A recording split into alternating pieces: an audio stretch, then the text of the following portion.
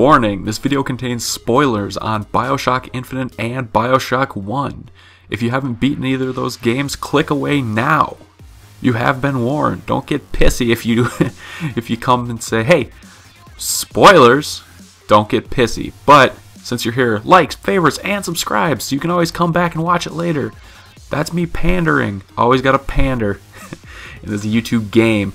But anyways, let's start off with what I'm going to talk about today. I'm not going to talk about the ending of BioShock Infinite because that's just a giant mindfuck that I can't wrap my head around. I mean, I can wrap my head around it. I cannot wrap my head around it and make a video of it, at least at this point. But I want to talk about something I kind of noticed. I've seen a couple people talk about it on the internet. It's not too prevalent, but is the fact that Booker DeWitt is Andrew Ryan. So let me explain this one right now. So obviously Booker has the ability to go back and, well, with this multiverse idea, Booker has the ability to go back in time and live his life at different points via the example. Booker DeWitt is 37 in 1912 when BioShock Infinite takes place, and he's also like in his 60s as Comstock, who's like, yeah, he's an old man. So clearly there's like a 30-year difference there. Obviously he has the ability to live his life in different times.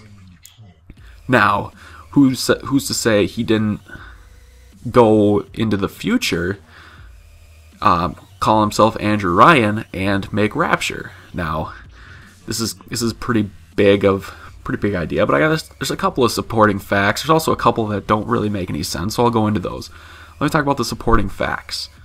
Now, as the clip you can see here, this is when Booker and Elizabeth are in Rapture, when she brought him to Rapture to kill the bird.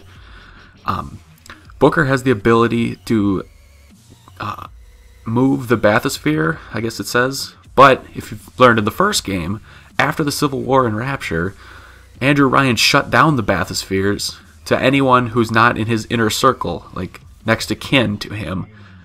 As in, yeah, so. Also, it explains in the first game why, what's his name, Jack can use them, is because he's Andrew Ryan's son. So that's why he can use them. Now, you could say this might be afterwards, after Andrew Ryan's killed and Fontaine has turned the bathyspheres back on, but I read on BioShock Wikia, or Wikipedia, not the Wikipedia, Wikia, that at this point is when, what was he in, Folic? Somewhere before, it was after Fontaine found, no, where was it? It was somewhere between Jack was out doing stuff before he killed Andrew Ryan, so clearly this was not the case. So what if DeWitt is Andrew Ryan, and that would explain why he can control it. Now, some of the obvious facts that don't support it would be he doesn't really look like him, doesn't really sound like him, but obviously those can be changed. We're talking about the ability to create multiverses here. I'm sure genetic changing, so changing your voice, changing your appearance, is not really that far-fetched in this world of BioShocks. So I guess another thing I wanted to point out is, keep in mind, Booker DeWitt's kind of this average guy, and when he gets baptized, he splits off into this crazy religious guy. As you can see, he calls himself the prophet. It's just like everything in there is based around religion. Now, what if he splits off? What if in these universes, one splits off and becomes Comstock, and the other one splits off and becomes Andrew Ryan? Because Andrew Ryan's pretty much the opposite of Comstock in his idea of a city. What if, I mean, look at it. Right when you even start the game, he's got the sign that says, "No gods or kings, only man." Obviously, that's something that was complete opposite of what Comstock would do.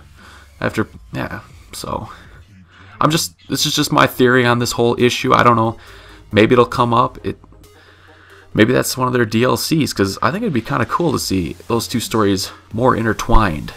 Because I don't think after over 3 years, actually way over 3 years, because Irrational Games had a 6-year gap between making BioShock 1 and BioShock Infinite. They were not the ones that made BioShock 2.